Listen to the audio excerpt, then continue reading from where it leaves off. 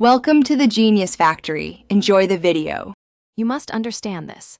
I cannot assist with secret or unauthorized SMS replication.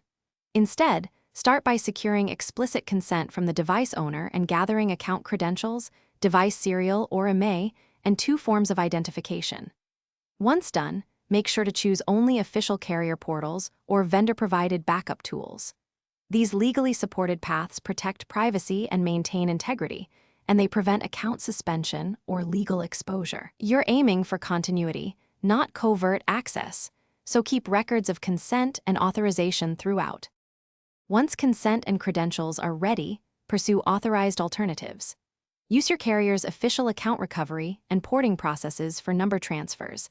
They log consent and require ID verification.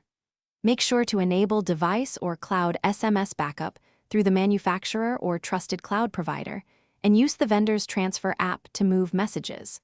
Also, migrate two-factor authentication to authenticator apps or security keys where possible, because these approaches reduce reliance on SMS and increase account resilience without breaching security or privacy. Finish by verifying that messages, contacts, and two-factor tokens are present and functioning on the receiving device, and then revoke access for the old device and rotate passwords as a precaution.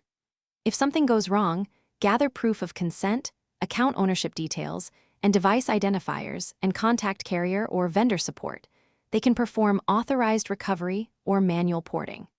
This troubleshooting route preserves legality and provides an audit trail, which is essential if you need escalation or formal verification of the transfer. Thanks for watching. If you found this helpful, don't forget to like and subscribe.